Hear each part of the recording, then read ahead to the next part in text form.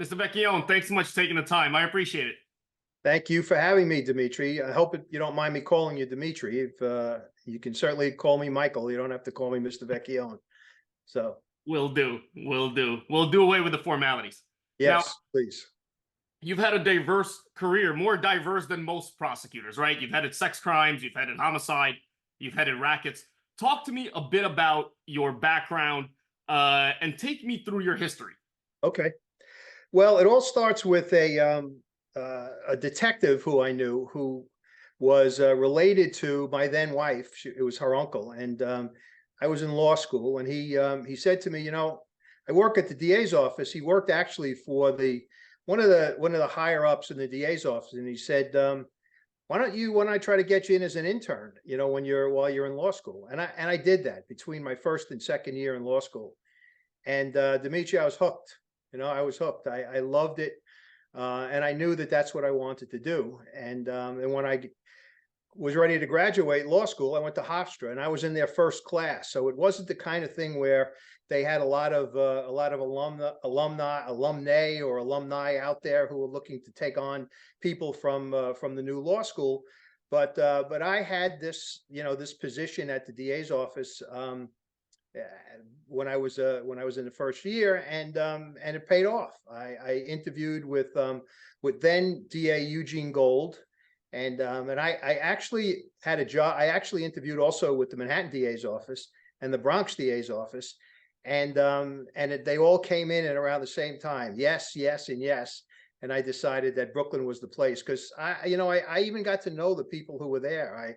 I worked in the investigations bureau when I was an intern. I worked in the homicide bureau, so it felt like home to me, and that's where it all began. And I started out as assistant DAs, as you probably know, in the criminal court bureau, handling arraignments, working in the complaint room, writing up complaints, and it was, it was very interesting, because you meet a lot of cops, you meet a lot of complainants, and you get to know what the business is about. I'll tell you a funny story. One of the first times I was ever in arraignments, it was the first time I was working in the complaint room, which is a place where police officers and victims and witnesses come to tell you what happened on a particular case, and you draw up criminal court complaints. So I was supposed to work, I guess it was a 4 to 12 shift in the complaint room. So I get to where I was supposed to report. Probably it was about 3:30 or so, and the boss comes over to me and he says, you just got here? I said, yeah. He says, okay, go downstairs to the arraignment part. You're working arraignments tonight. I said, are you kidding? I don't know what to do. He says, well, it's 3:30. They're going to close at 5, so you could stay for an hour and a half and watch what's going on. Dimitri, I worked arraignments that night alone, and thank God I had a terrific judge who was actually was Judge Brown, who later became the DA in Queens. He was the judge in arraignments, and he helped me out. And he knew right away. He called me to the bench, and he said, "Mr. Vecchione, this is your first time here?" I said, "Yes, Judge." I said, I could use the help. He says, "Don't worry, nothing bad is going to happen." So, but you know what it was like in those days? This was 1974 in Brooklyn. I mean, I had over 100 cases that I had to deal with that particular night. It was madness, and you had to talk to a cop in one ear, a witness in the other ear, while you're doing stuff before the court. And anyway, it was a baptism of fire. And from there, I went to the Supreme Court Bureau, and I was then recruited actually by the Homicide Bureau, by the head of the bureau at the time was a fellow named Ron Aiello, and he had gotten to know me in the early days when I was working in the Investigations Bureau, which is one of the other places that you start as a young prosecutor, and he recruited me up, and I became a homicide prosecutor. I had tried one case in the Supreme Court, and it ended at the end of the evidence. The defendant took a plea, so I guess it was a win. So he asked me to come up, and I became a homicide prosecutor and rode homicide duty every 4 or 5 days out in precincts and taking statements. And that's where I learned all about how to be what I became in terms of a prosecution. You know, you get to know detectives and you get to know who you can trust. You get to know, you know, how to handle bad guys and bad ladies and witnesses and it was terrific. It was terrific. And then I got promoted after that to take over a group called the Major Offense Bureau, and I became the boss. Even though I wasn't a bureau chief, I was a unit chief at the time, and it was a place where the worst of the worst in terms of defendants were prosecuted. We took cases of people with long records and handle them, and the idea was to, very different from today, was to send them to jail for as long as they possibly could go, you know, and that gave me a lot of experience. I have to tell you, Dimitri, I was then tapped to do a very important case involving the murder of 2 police officers, and I was the 3rd prosecutor who had the case. The other 2 had ended in hung juries, and I think that DA Gold was going to get rid of the case and was going to dismiss it or not try it again after the 2nd hung jury. And I get a tap on my door one day, and it's the boss of the Supreme Court Bureau. He comes in and he says to me, "Come with me. We're going to see the DA." I said, "Okay, where are we going?" He says, "Well, he'll tell you." So he told me he wanted me to try this case again. And I found out that what had happened is the police union chief had called the DA and said, "Please give it another shot." Dimitri, the case was horrible. I mean, it was, the witnesses were bad. It had there, in addition to 2 trials and 2 sets of cross-examination of these witnesses, they had also given statements to the writing DA, to the DA who later tried the cases. It was a mess. And as you could figure out, it was an acquittal. But that didn't hurt me because I got good reviews from the people who watched the trial, including the judge and his law secretary, who became a judge after that. And I tried a lot of cases with in front of him. And I got promoted. I got promoted to take over to become deputy bureau chief in the Sex Crimes Bureau. And then something happened. One of my good friends worked for, at that time, the mayor, the soon-to-be mayor, Ed Koch. And Koch won, and he asked this fella, my friend, to take over at the police department to become deputy commissioner of trials, which is sort of the judge within the police department who handles disciplinary cases, etc. My buddy said, "If I'm going over, why don't you come with me? There's an opening for the chief prosecutor, and you can take over the office of department advocate." And I did. I got the job. I went to interview with then police commissioner Bob McGuire and got the job and spent 2 years, you know, in the police department prosecuting civilians as well as police officers for violations of their rules and procedures. And I had done some big cases there, you know, some cases that the prosecutors in the city did not want to try. They didn't feel like they had enough evidence, so they would send the case back to us and we would do a disciplinary proceeding, because the standard of proof was a lot less. It was not beyond a reasonable doubt.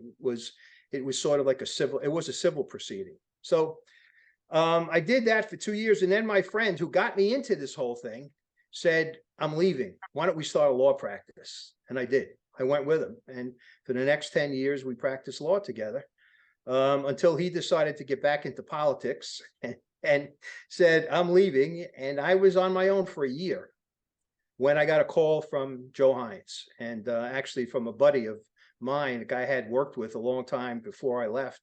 And he said, "Hines is looking for someone to take over, to try important cases in the office." He was switching to the zone situation. You know, I'm sure you're familiar with it, right?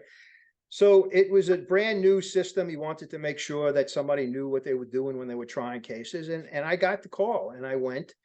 And I got to tell you, before I stepped foot back into the office, which was going to be, I guess, maybe 2 or 3 months after I had gotten the call, I get another call from the DA's office, and they tell me, "Come on over, we have a case for you." And I'm now a defense attorney, you know, so they were preparing me, because when they wanted me to do was when I gave them back to the office to try a very, very important murder case that had ended in a mistrial. And it was going to be retried. The assistant DA who tried the case had taken a job in the Queens DA's office, and they wanted me to do it. So I came back to the office. I got promoted to deputy bureau chief of the homicide bureau before I even stepped into the place, and then tried this case. And that was in January of 92. January, February, March. That's how long it took me to try the case. When I got finished, I got called into to Heinz's office and said, "I'm making you chief of the homicide bureau." And that was it, Dimitri. I became chief of the homicide bureau, then chief of trials. And then when Dennis Hawkins, who was my predecessor in rackets, decided to leave, retire and move on to something else, Heinz called me in and said, "You ever want to practice, and do rackets cases?" And I did. I had enough. I tried so many homicide cases and had done so many. It was just, kind of getting to the point where, as I say it to you now, I'm even embarrassed to say it. I used to say, when it was not an important homicide case, not a big deal with the papers and everything, I would call it, this is just another bullshit homicide. And then I said to myself later on, wow, that's not the way to be, because someone died, So I knew that I needed a change, and I took over rackets, and rackets was, the place where I found my home. It was really a terrific spot. And once again, one of those at the beginning of my time there, that fellow, Ron Aiello, who used to be my boss in homicide, came, had a case. He was a defense attorney at the time, and he called up to Joe Heinz and said, "Listen, I have a client who's an attorney who thinks that, who has a judge who's shaking him down for, for money." And that started me off on what would be a 7-year corruption investigation, because that led to another case involving judges, corrupt judges, which led to corrupt politicians, which led to another judge who was, and it took me a long time to get through that.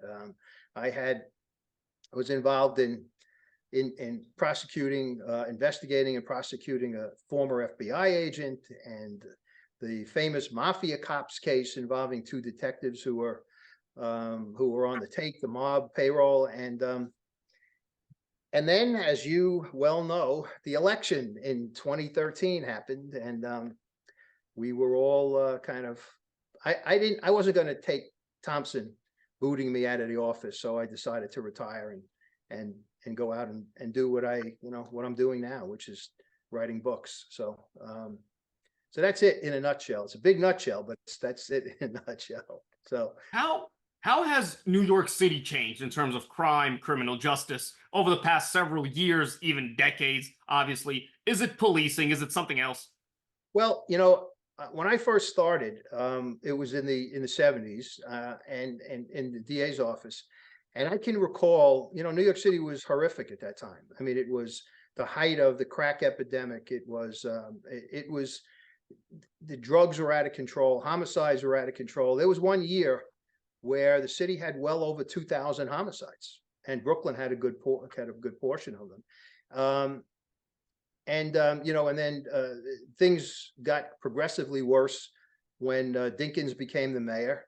But then when Giuliani beat him, things changed. Giuliani became the real, the anti-crime mayor, and started with the broken windows theory and stop and frisk, and things began to slowly change. You could see that homicides went down, and it was when we cracked less than 500 in Brooklyn at one time.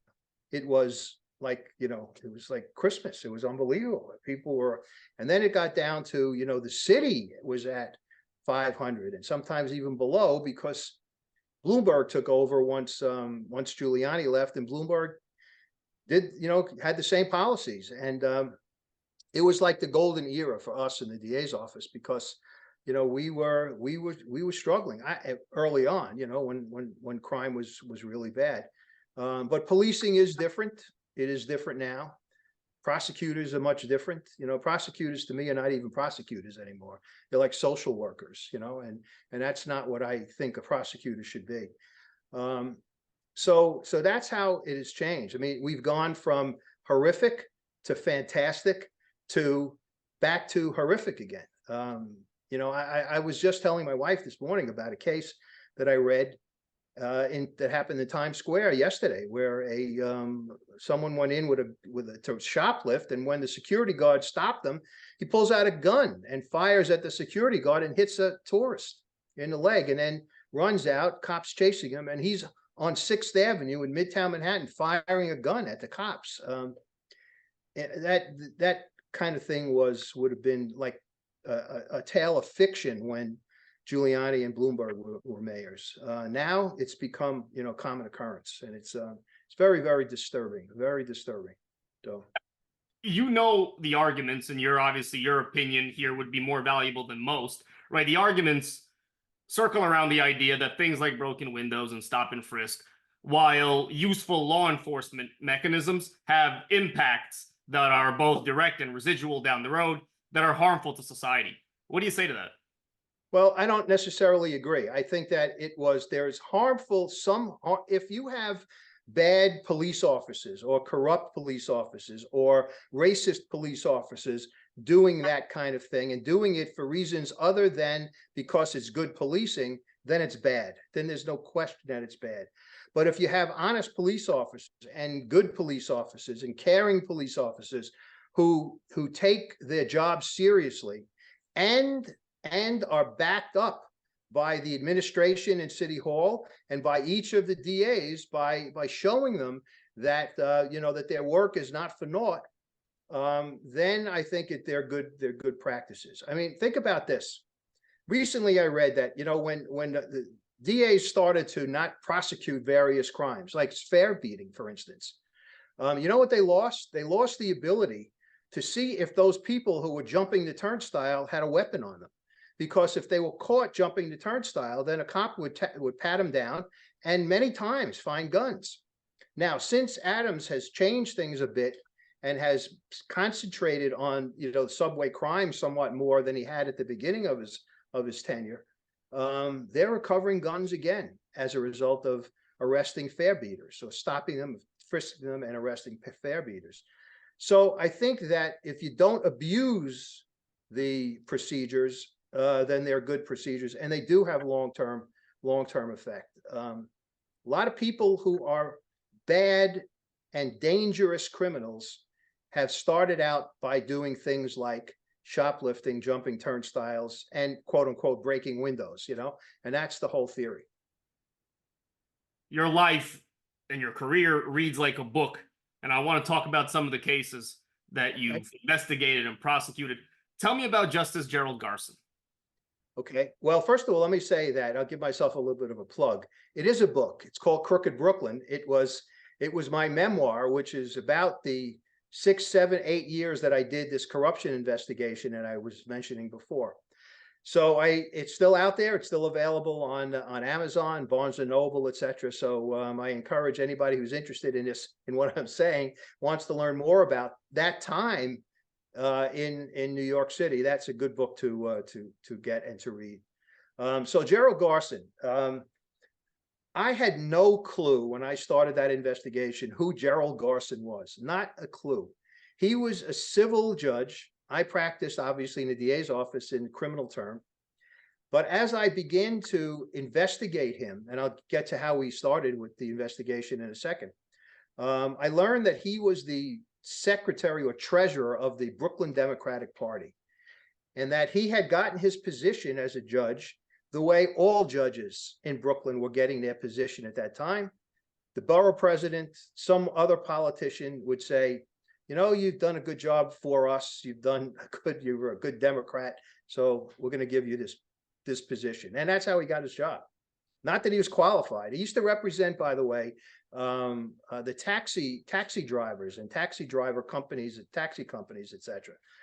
So not necessarily the resume that you would think a judge ultimately would have. So the way that we got the investigation is very, very interesting.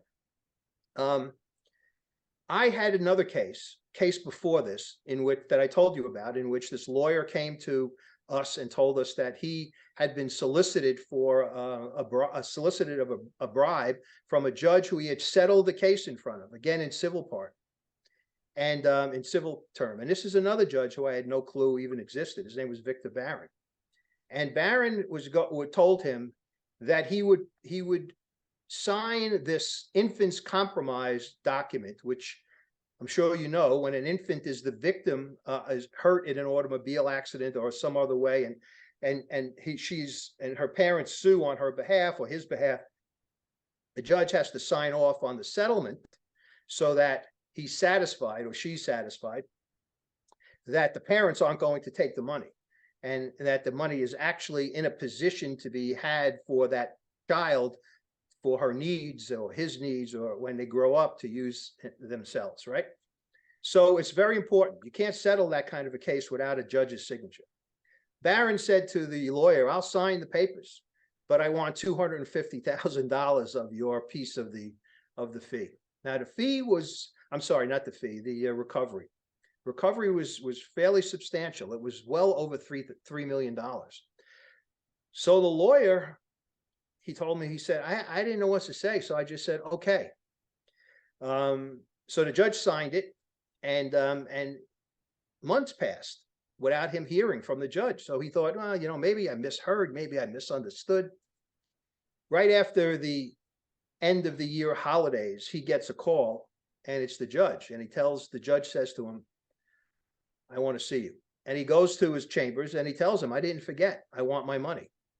And the guy negotiated it down from 250,000 to 115,000.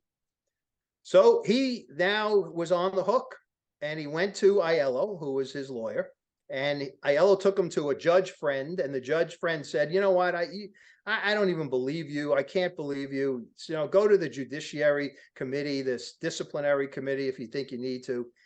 And the guy didn't want to do that. He knew that there was criminal activity here, and he came to us. And to make a very long story short, we wired him up. We got a great statement, and we prosecuted this guy.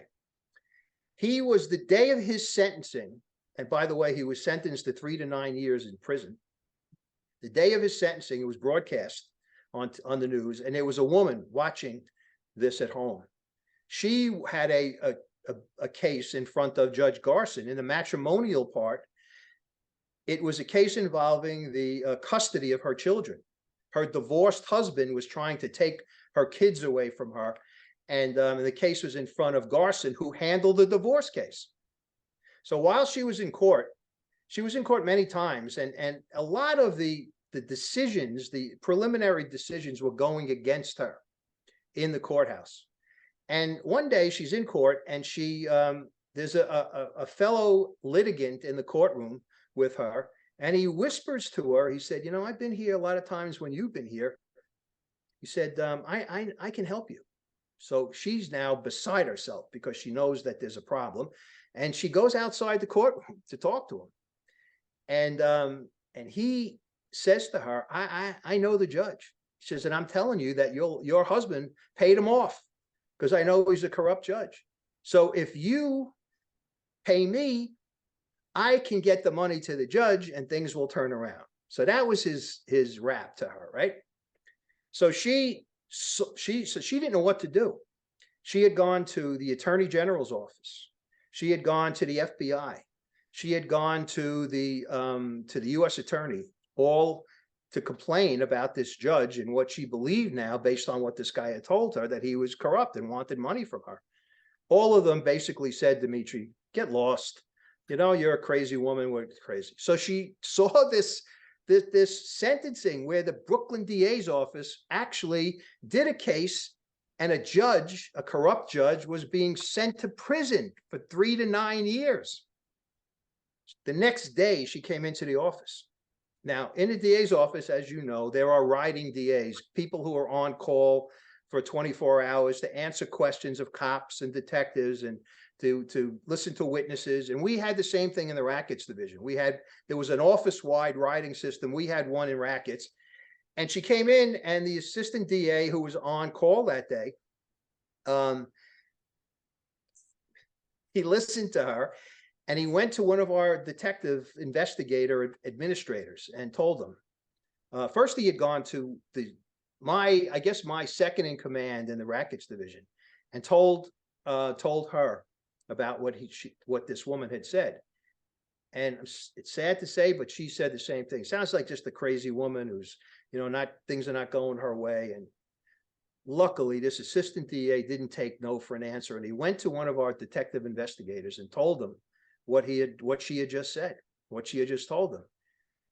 George Terra was the detective investigator, came to me. He and I worked together on a lot of cases, and told me what was going on. And he said, Mike, I interviewed her. I think she's telling the truth. He said, what do you want? What do you want me to do? I said, let's do this.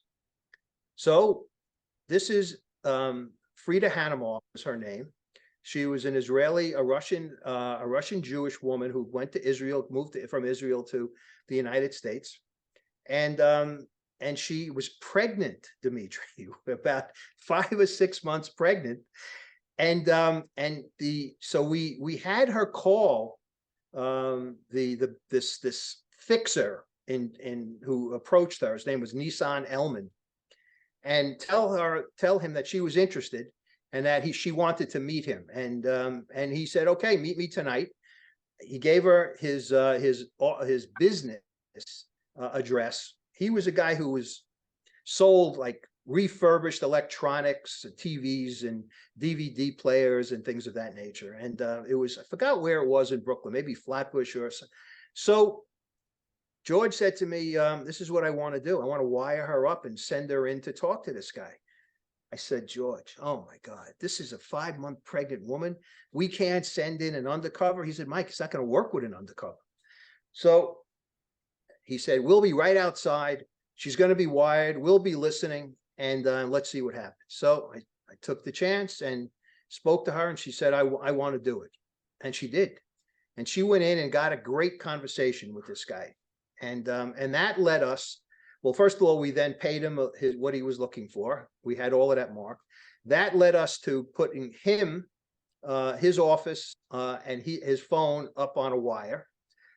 That night, after this meeting, the detectives stayed and to see if there was any reaction from when the woman left.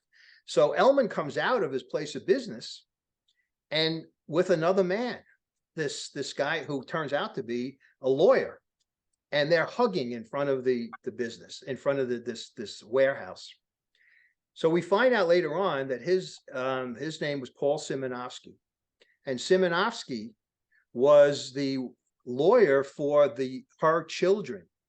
He was assigned to represent the children, make sure that nothing happened, that this children's interests were protected, etc.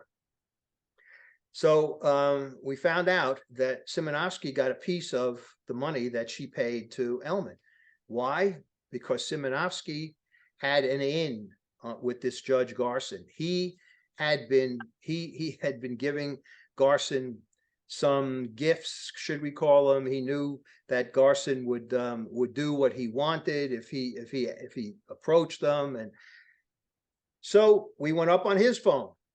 His office was right down the block from the DA's office, believe it or not. And anyway, that led us to picking up Simonovsky.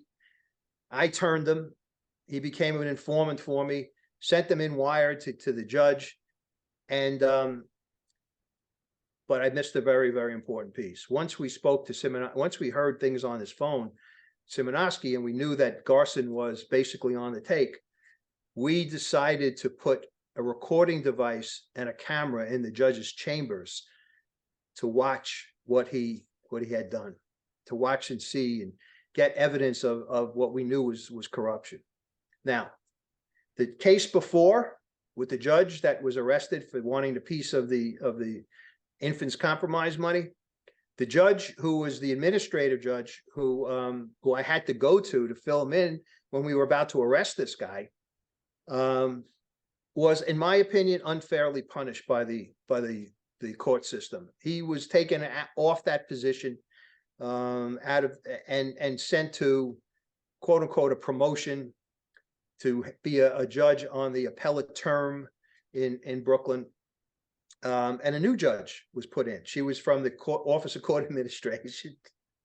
And she is brand new. It's just after she takes the place of this other judge. And I walk into her chambers and I introduce myself and I say, I'm here because I'm looking for a search warrant. and we're looking for an eavesdropping warrant, and we're looking to put a camera and recording device in the judge's chambers. Dimitri, I think she wanted to kind of crawl under the desk. That's how she says, not again. I said, I'm sorry, Judge. Yes, again. And I told her what I just told you. And we did it. We did it. We put in, what we had to do was we had to get someone in the court system, in the court system to trust. We needed to trust somebody who could get us into places in the courthouse that we wouldn't be able to get into without tipping off everybody as to what we were doing. And we found a guy. He was the deputy clerk. He was the head of the civil clerks in the civil side. And he got us into the judge's chambers, which not his main chambers, but the judge had a courtroom in the municipal building in Brooklyn, which became a sort of courthouse on a couple of floors, and the matrimonial parts were in that building. So he had what I've called chambers. It's more like an anteroom where he did his interviewing of witnesses or talked to lawyers and discussed settlements, etc. His main chambers were in the main courthouse. So they George Terra and the guy who was in charge of our wiring room and knew this kind of stuff. First of all, we had to go probably, I think it was probably 11 or 12 o'clock at night, because we needed to make sure no one was around the courthouse. And we got into the building, went into the courthouse, and he looked around in the chambers, looked up the ceiling, and it was like, God had said, great, and had kind of touched his hand on our shoulder, because he had an acoustical tile ceiling. And in the corner of one of the tiles, right over the judge's desk, was a corner was missing. So it was perfect to put a camera in there. And when we originally showed it, we could see the judge, and you could see the chairs in front of his desk on the side. And the wire, we put the recording device and the wire we put into, you might not even be old enough to know this, but when we had telephones, most people had landlines, and particularly in offices, they had telephone boxes where they would be screwed into the wall, and the wires for the phone were in that box. Well, there was one right next to the judge's desk. Of course, it wasn't used anymore, so it was perfect. Unscrewed it, put the recording device in there, screwed it up, nobody knew the difference. Now, first day, we turned on the equipment. It was as if they were robots. People were walking like this because the equipment wasn't that good. It was old. So we shut it down. I went to the DA and said, listen, if we're going to do this, we need to do it right. We need to invest in brand new equipment. And he did. He said, yes, right away. And we spent thousands of dollars on new equipment. Went back in, Dimitri, to have to do this all over again. And when we turned it on, it was like I was watching you now on television. It was perfect. The sound was perfect. The video was perfect. And it got us a lot of information about Simonovsky, this lawyer. And we decided that we needed to turn him. We needed someone on the inside who could really give us the evidence and maybe even work for us. So what we did was we picked him up one morning. He lived way out in Eastern Queens in Bayside. And we knew where he lived. And George and a couple of his guys and gals knew what time he left for work. And they followed him one morning, and this is what the plan was. The plan was for one of the detectives to call Simonovsky's telephone so that he would be on the phone and be a little bit distracted, because we were going to follow him, and at a certain point, going to stop the car and then tell him he was under arrest, and that's what happened. And it worked perfectly. And they brought him to Fort Hamilton. You know where Fort Hamilton is? Or in way on the coast, the southern coast of Brooklyn, pretty much under the Verrazano Bridge. The Army Criminal Investigation Division has an office there in one of the buildings. And we've worked with them in rackets before, and one of the bosses in charge there knew George, and George was able to get him to allow us to use their offices to interview this attorney. Now, the whole point, Dimitri, was that we couldn't interview people normally in the DA's office, et cetera, because this is the court system. And you well know downtown Brooklyn, it's a big city, but it's like a small town. Everybody sees what's going on. So bringing a sitting judge into the DA's office, even if we did it through the garage, somebody could have seen him. We didn't want to do that. So we brought him to this location, and it was cold. It was a February day. Snow was on the ground. Later on, the judge who I had originally gone to tell him to ask her to give us the warrant, she later, when she found out all about what I'm telling you, she said, "Wow, it sounds like the gulag with the cold weather and the snow and all this other stuff." Well, we got him in there, told him what he was, and he asked for a lawyer. We knew he was going to do that, and we got his lawyer. We brought his lawyer in, and I sat down with the lawyer and him, and we told him what was up, and he said, "Nah, you don't have anything." I said, "Okay." We were prepared for that too. Believe it or not, well, of course you would believe it, we had videotapes, right? Nobody has videotapes anymore. We had videotapes. We had the Army gave us this big screen television, a videotape player. And I said, "I'd like you to watch something." And we popped the videotape of one of the sessions where Simonovsky had given the judge an envelope with money in it. His lawyer said to me, "Could you excuse us? I want to talk to him." Well, I left. A little while later, he came back and he said, "He's ready to talk. He'll give you everything you want to know." So we took Simonovsky there. Oh, I'm sorry. I said the judge. It was Simonovsky who we started with. He didn't want a lawyer. He wanted to see what we showed him, and I showed him what I just told you. Not the payoff. The payoff was to the judge. I showed him another piece of film that we had, and he said, I'm ready to help you. And he did. He helped us. He paid off the judge. He did everything on tape. And then we did the same thing with the judge. We brought him to the gulag. His lawyer said he wants to help you. And he gave us the head of the Democratic Party in Brooklyn, which led us to another assemblywoman who was a corrupt assemblywoman, which led us to Judge Garson's, believe it or not, his cousin, who was also a Supreme Court judge. It was just amazing. And that was 6 or 7 years of my life, because I did all the investigations along with a couple of other ADAs. The trials, I did the trials. So it was so when we were finished with this part of when I was finished with this part of my life, Jerry Schmetterer, who was the person in charge of the DA's publicity office, the press office, and I became very good friends. And he said to me, almost like he had some sense as to what was going to happen with the election. He said, "Mike, we got to use this in this 7 years and write a book." And that became Crooked Brooklyn. Once we lost, we decided that's what we were going to do. Crooked Brooklyn led me to another book. And anyway, that's Judge Garson. By the way, Dimitri, one last piece. Garson, although working for us and with us, confessing, knowing the tapes we had, decided to go to trial. And his lawyer, I'm sure he didn't pay the lawyer. He must have been a favor. Lawyer was terrible. The lawyer denied to the judge. I mean, when he summed up, he said, "My client never took money. My client never did this."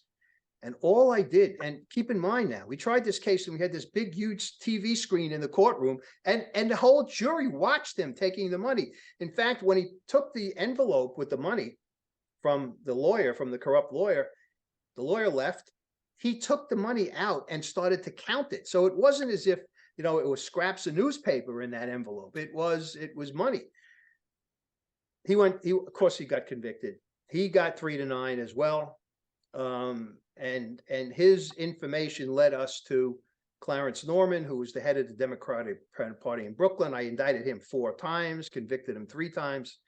So it was a rather busy but I have to say rewarding time of my life. It was, you know what it's like. You try a case, and with the outcome, if the outcome is favorable to you, it's like walking on air, right? And when you can do well for your clients, you feel like $1 million. So that's how it felt. So so that's Gerald Garson, and he you know, I mentioned his cousin. His cousin was also a Supreme Court judge. You know how we got him? It's unbelievable. The lawyer, when he was wired, was talking to Judge Gerald Garson, and Garson was complaining to him about his cousin. And you know what the complaint was? The cousin was the guardian of their mutual aunt who had a lot of money. And he, Michael Garson, the cousin, was taking money to use to pay for his daughter's tuition, etc. He wasn't getting permission. Garson wasn't upset that he was committing crimes. He was upset. Gerald Garson was upset because if the aunt died, it was going to be less money for him because his cousin was taking money to pay for all kinds of expenses. So that's what we were dealing with, and it was quite an adventure, I have to tell you. So you know, the most appropriately termed phrase that the media's probably ever given to anyone was the term that it gave to Lou Eppolito and Steve Caracappa. Mafia Cops has to be, whoever thought of it deserves whatever award folks in the media get. Tell me about the Mafia Cops case. Hey, well, first of all, I'll tell you who came up with the term Mafia Cop. Lou Eppolito. Lou Eppolito wrote a book well before we locked him up called Mafia Cop. You know why? Because his father and one of his uncles were part of the Gambino family. They were made men in the Gambino family. And he complained in the book that the police department didn't treat him properly because they believed that he was a quote unquote mafia cop. And you know what? He was. He was. So so that's where that came from. The Mafia Cop saga is, again, part of this 7-year period that I'm talking about. I have a very good friend. His name is Tommy Dades, and Tommy Dades wrote the book with me, and David Fisher was the author, and Tommy and I contributed to the book, and our names are all on there. Tommy and I had done a lot of cases together. I did a lot of cold cases. He was a detective first in the 6-8 precinct, which is in Bay Ridge. Then he went to the intelligence division, and he did a lot of mob cases. He had come to me one time. He didn't know me, but he had a case that he needed someone to handle, and he had heard about me and came and asked me if I would do this case with him. And I got to tell you, Dimitri, it was not a great case. It was really a pretty lousy case, but we did it, and I did it, and we wound up winning the case. And so that became, we laugh at each other now, and we say, he says to me, "You were my ADA," and I say, "And you were my detective," you know, because we did things together all the time, all these cases that he used to bring to me. So I remember I told you before I was in the police department for 2 years before I left as a prosecutor. Well, during that time, I learned about Lou Eppolito. He was not the favorite of the internal affairs people. Everyone had an idea that he was corrupt, and it turns out he was, obviously. So I knew all about him. And one day I'm working on one of these judge cases, and Tommy walks in and he says, "Listen, I got some information about Eppolito," because he knew that where I had worked before. And I said, "What do you got?" Tells me that the mother of one of the people that the Mafia Cops picked up and had killed on behalf of the Mafia, on behalf of Gaspipe Casso, who was the underboss of the Lucchese family, maybe the consigliere, but he was a Lucchese. I guess I have to back up a little bit. The whole thing starts with, believe it or not, something completely separate from the Mafia Cops. The murder of Paul Castellano, who was the head of the Gambino family, by John Gotti, Salvatore Gravano, Sammy Gravano, and others, was unsanctioned by the Mafia the heads of the families. They did it on their own. That didn't sit well with two of the heads of the Mafia, Gaspipe Casso and Vincent Gigante, the Chin, who used to be the the guy who pretended to be a sad sack and walk around Greenwich Village. And they gave the okay to Sammy, I'm sorry, to Gaspipe to kill Gotti. They gave him the okay. And Gaspipe found out that Gotti would go on Sunday mornings to a particular social club in Bay Ridge, Bensonhurst, that area. And he hired and recruited a demolitions expert from the Army who he knew. And the plan was, when Gotti and his driver pulled up and parked their car and went into the club, the munitions expert was going to put a bomb under the car and then set it off, killing Gotti and killing his driver. Well, they did exactly that. They set the whole thing up. In fact, Gaspipe was the guy who was walking alongside the car just before the Gotti and his driver came to it. And as he was walking, he was carrying a grocery bag and looked like it had, you know, some Italian bread and things in it. And he pretended to drop something. And when he did, he slid this IED kind of bomb under the car. Across the street on 86th Street in Brooklyn, across the other side of the street, was the munitions expert who had the detonator and was ready to, was waiting for them to get into the car. So Gaspipe goes around the corner, gets in his car and waits for the explosion. And two guys come out of the social club. Unfortunately, the guy in the car across the street didn't actually know who didn't know anything about Gotti, and he didn't know that the guys getting into the car, one of them was not John Gotti. It was his driver, but it wasn't Gotti. So he drives across the street, sets the bomb off, blows it up, right? The both of them die. Now, when Gotti found out about that and knew that it was an attempted murder of him and that Gaspipe was behind it, he recruited a bunch of guys to kill Gaspipe. And Gaspipe is driving his car. He stops at a light in, I guess it's sort of Gravesend, around the Georgetown houses out there. And when he's at the light, these guys pull down the windows and shoot into the car Gaspipe is driving. He ducks down, he gets hit, but he doesn't get killed. He gets out of the car, they take off. It is now his job, his only job, his obsession was to find out who was in that car. And how does he do it? Well, he recruits what he called his crystal balls. He was working with Caracappa and Eppolito at that time on small things. He had been introduced to them by a guy named Bert Kaplan. And when he escaped this murder attempt, he recruited them to find out who the guys of the car were. And they had records. They had all kinds, you know, they had police department records, they had computers at their disposal, and they found out. One of the guys was a guy named Jimmy Heidel. Heidel was one of the people in the car. So the Mafia cops were looking for Jimmy Heidel, and they knew that he lived in Staten Island with his mother and his brother. And they went to the mother's house one afternoon, knocked on the door. As they were approaching the house, they saw someone who they thought was Jimmy. It turns out it was his brother, Frankie. They talked about him, and he said, you know, you're looking for my brother. I'm Frankie, and they let him go. But they had knocked on the door of his mother's home before that, and she told them, Jimmy is not here. And when they left and saw Frankie on the street, who they thought was Jimmy, they pick him up, and it turns out it was the wrong person. When Frankie comes home, he tells his mother all about this, right? So she never forgets about this. And then Jimmy, of course, is killed. Gaspipe kills him and kills some of the other people who were involved.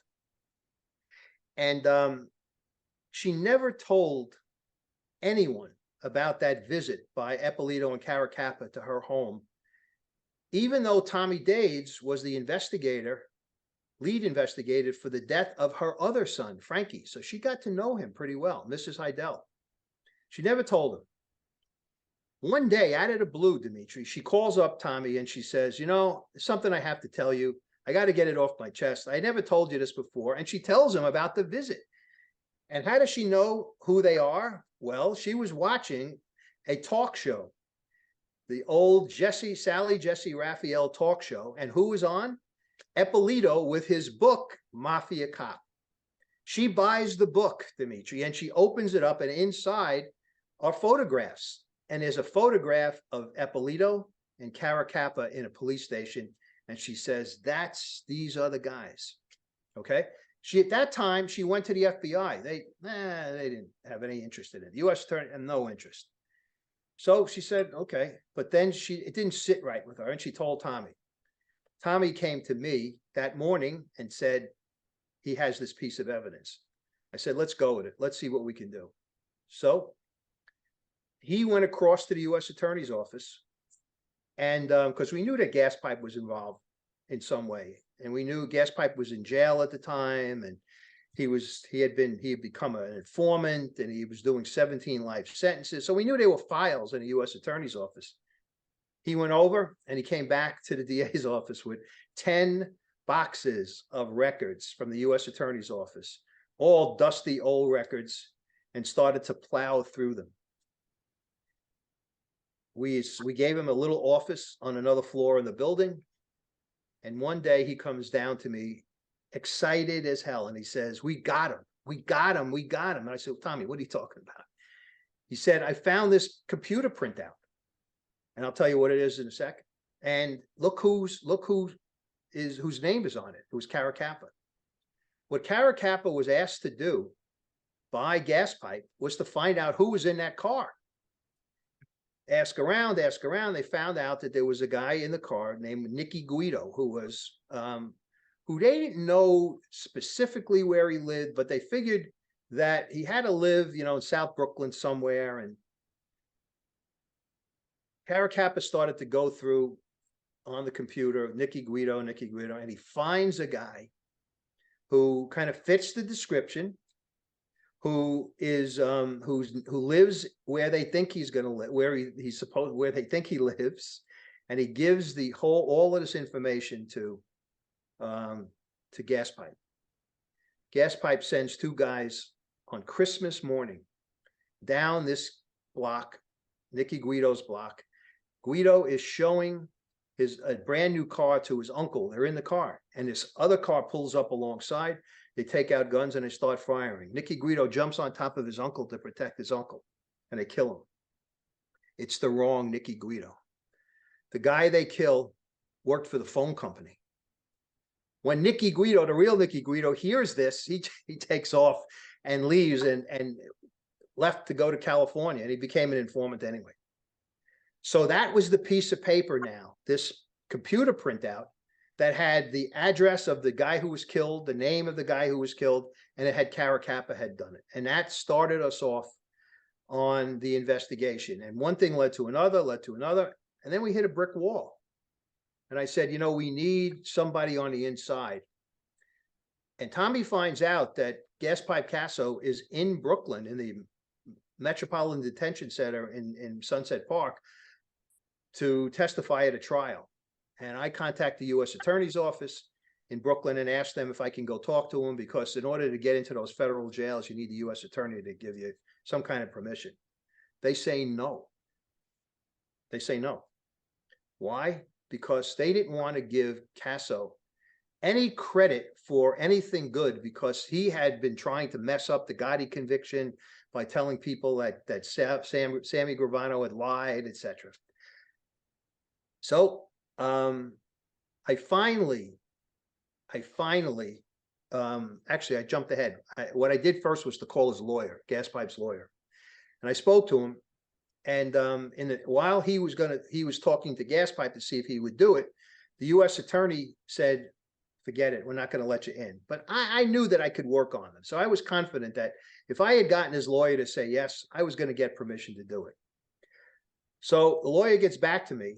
And he says, my client will do it, but here's what I want. I want him to get immunity from the Jimmy Heidel murder. I said to him, are you out of your mind? I said, your guy is doing 17 life sentences. That's a Brooklyn murder. You got it. You got immunity. No problem. I'll give you immunity. So now let me go talk to him. He says, no, no, no, Mike, you don't understand. I want the feds to give us immunity also so that they won't bring him in on some kind of RICO thing and charge him with the Jimmy Heidel thing. I said to him, that's when I said to him, are you crazy? I said, do you think the feds are going to waste any more time? You guys doing 17 life sentences. He can't get another sentence that makes it any worse. Nor if they give him immunity on this, is it going to get him out of jail? It's crazy. He said, I'm sorry. It's the only way we'll do it. Feds go off on their investigation, which they were not interested in, by the way, in the beginning with the Mafia Cops until we uncovered all of this stuff. Suddenly now they wanted to get involved, make a RICO case, etc. It was a mess, Dimitri. It was a mess. They lied to me. They went back on their word.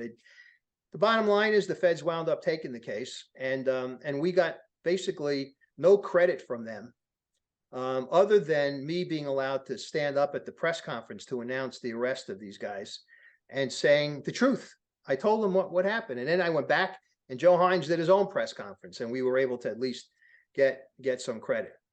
The other part of this that's really strange is that during the course of all these judge investigations and everything I was doing, we started an investigation into a corrupt FBI agent who was involved with the Colombo family, etc. And Greg Scarpa was a Colombo, I don't know what you want to call him. He wasn't a boss, but he was their number one assassin. He was called Lucifer by the U.S. Attorney's Office when they were interviewing him. We had his son in. His son was an informant that came in from Colorado, the jail in Colorado, and sat with us. And I had him in my office for a year. He came in, and when he came in one of the first days, I introduced myself, and he goes, "Oh, I'm glad I met you because I'm in there with Gas Pipe. He wants to talk to you. He wants you to come and see him. He wants to talk to you." So anyway, after all is said and done, I go down to, at this point, Gas Pipe was in a prison hospital in North Carolina. So we fly down to North Carolina. I sit down with him, and I said, first thing I said to him was, "Did you read the book?" We had written Friends of the Family by that time. He said, "Yeah." I said, "So what do you think?" He goes, "About 95% accurate." I said, "Okay, I'll take that. That's good." I said, "But I got to ask you a question. Why did you not want to speak to me? You always tell me you want to talk to me now. Why didn't you want to speak to me?" He said, "Mike, I didn't know that you wanted to speak to me until I read the book. My lawyer never told me that you guys were interested." So pretty strange, right?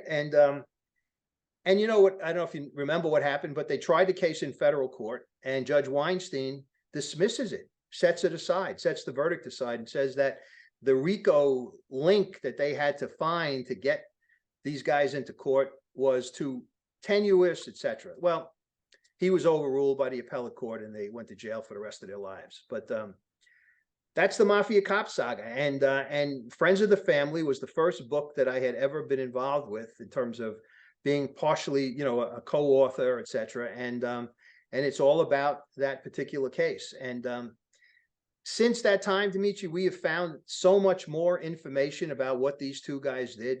You can't believe it. It's they had been on the take for a lot longer than we had originally thought. But we started because of Betty Heidel, So that's the Mafia Cops.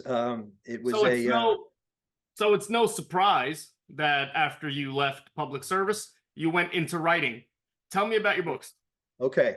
Well, as I said, the first one I was a co-author during the time I was writing. I was in the DA's office, but we couldn't do anything with it or release it because the case was still pending. So it took a little bit of time for it to be released. It's called Friends of the Family, and it's the inside story of the Mafia Cops case.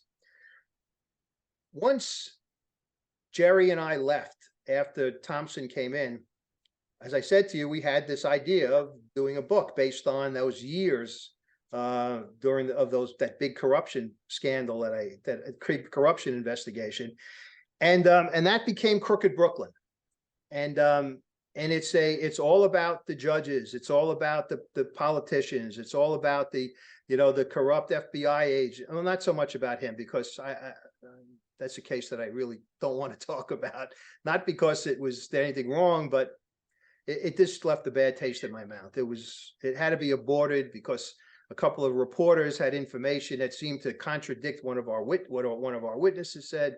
Anyway, and then we had touched on the Mafia Cops case in the book. And then we did a case, and this is part of the book, and it's the last part of the book, about a dentist who was a dental surgeon who came to our attention when when a company that purchased a funeral home in Brooklyn, in Bensonhurst, what they were doing, the principals of this company went to kind of look around the funeral home after they had purchased it, and they came upon a room in the upstairs floor of the funeral home inside the room were two guys who were in scrubs, and they looked like they were working on a body. And it's a funeral home, so it's not unusual. And the woman went over and said, what are you guys doing? And they said, well, we're taking the bone and tissue out of this guy. And it was like, you what? She didn't know what to say. But here's what happened. She didn't come to us with that complaint. She came to us because after she took over and looked at the books, she found out that the former proprietor had basically bilked her out of about $300,000 in prepaid funeral expenses for people who had paid for a funeral. When I die, and here's the money, etc. So she came to us with that. And in the conversation with the assistant DA about that, she told him about that visit to that room. So the assistant, whose name is Josh Hanshaft, he's now a judge in Manhattan, he came to me and he said, Mike, I got this woman, and he tells me the story about the prepaid funerals, expenses, etc. He says, but she also told me that she came upon two guys who were taking bone out of one of the cadavers in the place. I said, what are you talking about? He said, that's what she said. What should we do? Should we do an investigation into the 300,000 or to the taking of the bones? I said, Josh, put the 300,000 on the back burner. Let's do the body snatching investigation. And we did. That led us to Michael Mastromarino, who was a dental surgeon who knew that bone was very important for transplant, for dental work, etc. And he lost his license as a dentist because he was addicted to Demerol. And believe it or not, Dimitri, during the middle of an operation, of surgery, he fell asleep on the table because of the drugs, and he lost his license. And he was living high on the hog, making a lot of money. Had a big mansion in Fort Lee, New Jersey. Had 2 kids at school, and this guy was a Brooklyn guy. Came from I think from Bay Ridge, and went to school at Villanova. Was a good football player. In fact, so good that he was touted as being NFL worthy, and until he hurt his knee. So he went into dental school, and he became a dentist, and then a prominent surgeon. And what he was doing was, he knew that bone was important to that industry, as well as other industries, other parts of the medical profession for transplant, and decided to go into the business of harvesting bone and tissue from cadavers. The problem was, it's against the law unless you get the permission of a family member, which he was not getting. He wasn't getting it. They were saying no. So he decided to pay off funeral directors to give him access to the bodies so he could harvest the bone and tissue. It didn't make a difference to him if the person died of HIV or hepatitis, or it didn't make a difference. Or they were 90 years old. And imagine taking a bone from someone and then selling it to a processing company, and then have it transplanted into a person your age, let's say, except the bone is 90 years old. So we had that case, and it was a worldwide. When we did the press conference for the arrest of Mastromarino, we had so many people there. We had to open up another room in the DA's office to hold all of the press, and it was broadcast across the across the world, basically. So that was kind of the denouement of the book in terms of the corruption investigation. It was kind of the end. So we did that, and Jerry and I began to advertise and to publicize, and we were asked to go to a meeting to talk about the book, a meeting of law enforcement people who and investigators who were retired and working in private industry, etc. And we talked all about it. We got to know the head of the organization, and we found out that he was a retired agent for the federal government and worked for the Veterans Administration. And during his tenure, he locked up several doctors and nurses who were murdering veterans in the hospitals for various reasons. And he tried to write a book. Let's just say he was a better investigator than he was a writer. He didn't do very well at writing. And Jerry and I asked him if he was interested. So that became Behind the Murder Curtain. And that was another book. Jerry, my friend Jerry, then became ill and has passed away. And in the midst of writing one of the books that I put out last year called Homicide is My Business. And that is about a mafia hitman that was an informant of mine back in the days when I first was in the DA's office. He became an informant for me, for the federal government. He testified in front of Congress, and he had a life and was a colorful a character. If you can call a hitman a colorful character, he was. So Homicide is My Business was then. And then I decided that, it was decided for me actually by book agents that I got involved with. They said that, you do true crime. And I said, well, I want to do a book of short stories. I got a lot of cases. They're not book length stories, but I could tie them, I could do them in one book. And they said, nah, if you can tie them all together, and that would be the way you could sell it. And I said, okay, I have an idea. And I approached the publisher who I knew, and I sent her a proposal. Actually, I gave her the proposal. She asked me for it, and I was at a meeting with her, and I said, here, I have it. And she took it and she loved it and gave me a 3-book contract. And I've written 2, and I'm in the midst of writing book 3 now. The title is Fallen Angel, and I call it a true crime fantasy. And basically what it is a fantasy, a story of very, very bad crimes happening in Brooklyn. And I hearken back to my days when there were 2,000 homicides in the city and things were horrible. And a case that I did, the one that I told you about that I came back to the DA's office, and it was first trial I had. They gave me the case before I became an ADA to get ready. And then I came back and I tried it. It was the murder of a young Orthodox Jewish girl. And I call her a girl because she was like 13 or 14 years old. And she was walking on the Williamsburg Bridge for exercise every Sunday morning. And she was accosted right around Hanukkah one year by a junkie who thought that she had money and wanted to rob her, and she didn't. And he took her to another part of the bridge, and he strangled her with her own scarf, stripped her, and made it look as if it was a sex crime, so he would not be even thought of as being one of these people who could do this. And then he hooked up with one of his junkie friends who said, you can't leave the body that way. You got to go back, and we've got to burn it. And they got gasoline and burnt the body of this young woman. When I tried it, and I said this at some point to not only to the jury, but to colleagues, and I was interviewed like someone like you. I said it was as if, he was basically Satan. That's how bad this guy was. He had also killed his best friend, by the way, just before this, because his best friend wouldn't give him cash. So he stuck his wallet and killed him so that he wouldn't give him up.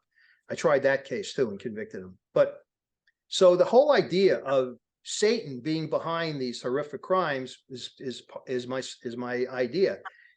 And they need a special prosecutor to handle the cases in which Satan is the instigator. When he comes to Brooklyn, he's been doing it all over the world. He comes to Brooklyn, and it just so happens that the prosecutor chosen was the chief of the homicide bureau in the DA's office in Brooklyn. And I call him Michael Vecchione.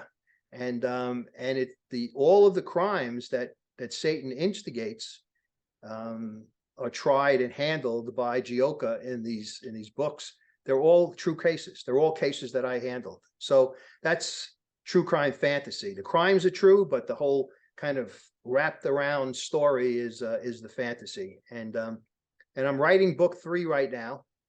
When I get done with this, I've already got a contract for another true crime book about a detective, cop / detective who was a good friend of mine and who was a tough cop, a good detective. And when he retired, he went upstate, and his wife talked him into going to a Catholic retreat as part of, just renew their religion, etc. And he met some people who talked him into becoming a minister, prison minister, in a federal prison and a state prison upstate. And while he was reluctant to do it, he did it. And now 25 years later, he has finally retired from his prison ministry. And the stories of his what he has done to help these prisoners just captured. I mean, it just grabbed me. And the contrast from a guy who was a tough cop, the toughest, now to a guy who is ministering to the people he used to lock up and put away. It was something which I thought needed to be told. And I have a contract now. I'm gonna write the book after I finish Fallen Angel. So right now, your listeners and viewers, Fallen Angel is out there. 2 books, part 1 and part 2. And so is Homicide Is My Business. And quite frankly, all of the books are out there on Amazon. You can find them. So that's my writing career. By the way, I have to give a little bit of another little plug. I sold Fallen Angel book 1 to Hollywood, and a pilot has been written, and I'm now waiting to hear the good news about where it's going to go. So the pilot's really interesting. He's made it. The Satan character is a lot more vivid in the pilot and on TV than he is in my book. I have him more understated, but I think it's going to be a good story if I get it made. So and we sold Friends of the Family again as well to Hollywood. So that's it. That's my career in a nutshell, and a big nutshell, as I said before, Dimitri. But thank you very much for for asking me on and for allowing me to talk about myself. One of my favorite topics, quite frankly. Mr. Vecchione, I'll still call you that. Thank you so much for your time. Anytime. And if you ever get the itch again to ask me something else about anything else, I'll be happy to be on. It was a pleasure, Dimitri. Thank you, and I really appreciate it. Thanks so much. Take care.